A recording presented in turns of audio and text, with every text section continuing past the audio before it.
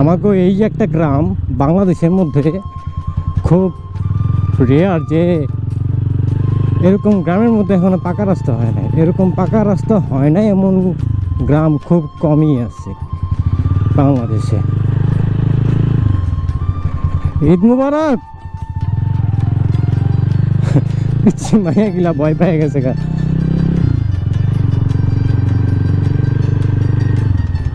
রাস্তার যে অবস্থা, গাড়ি চালাইতে গেলে খুব মায়া লাগে।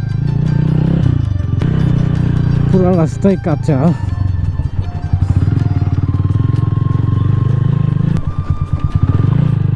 কতক্ষণ লাগলো? 10টার দিকে রওনা দিয়েছিলাম,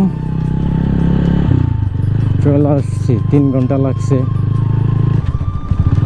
দেখছেন রাস্তার অবস্থা কি? এই একটা গ্রাম যে এখন অবধি কোনো রাস্তাঘাট কোনো কিচ্ছুই হয় নাই। আর একজনে তো বউ সাজ্জা রয়েছে। ঈদ মুবারক বউ। আছে এমন কোনো বাংলাদেশে যে এমন গ্রাম আছে, খুবই কম, যে এখনো গ্রামের মধ্যে গেলে খুব চর এলাকার মধ্যে যেগুলা, এগুলোতে রাস্তা হয় নাই। এটা তো চর এলাকা না। এই ছোট কাল থেকে দেখে আইতাছি এলাকার রাস্তাঘাটের কোনো উন্নয়ন অবধি নাই, উন্নয়ন নাই, কোনো কিছুই নাই। শেখ হাসিনার 17 বছর গেল, ওর আগে গেল, কোনো রাস্তাঘাটের উন্নয়ন টুন্নয়ন কিচ্ছু হয় নাই। এই গ্রাম, আমাদের এই গ্রাম হচ্ছে অনেক ভিতরে, হালুয়াঘাট শহর থেকে প্রায় 16-17 কিলোমিটার ভিতরে। একবার কেউ এই গ্রামে আইলে বৃষ্টির সিজনে দ্বিতীয়বার আর আইতে চায় না, শিক্ষা গেছে একদম। এটা হচ্ছে শ্মশান ঘাট। আগে শ্মশান ঘাট ছিল, অনেক আগে হিন্দুরা আর কি লাশ পোড়াইতো এই জায়গায়। এটা খুব ভয়ঙ্কর জায়গায়। কি ভাই, ঈদ মুবারক ভাই। ঈদ মুবারক ভাই। বিড়ি টিড়ি খাওয়া চলে?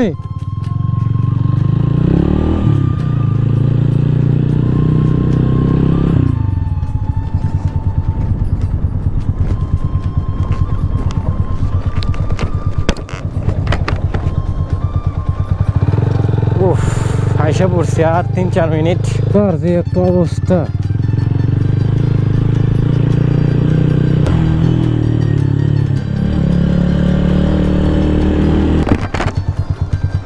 আসসালামু আলাইকুম চাচা, কেমন আছেন?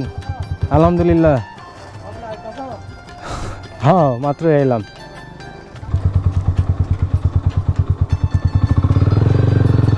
বাড়িতে চলে আসছি, কেউ জানেও না যে আইছি।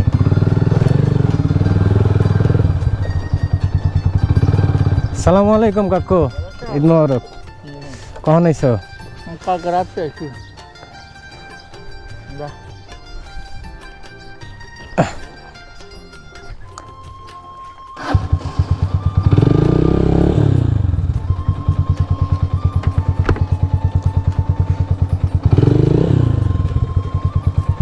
বাড়ির মধ্যে ঢুকতেছি, পোলা পাইন কেউ টের পাইছে কিনা কে জানে।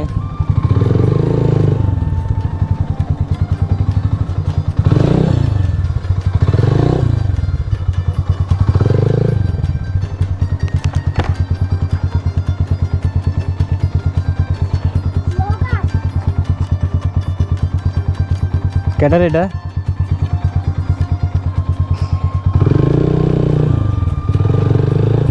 কি খবর চাচি? কেমন আছো ভাই? হ্যাঁ, ভালো ভালো আছিস তোরা?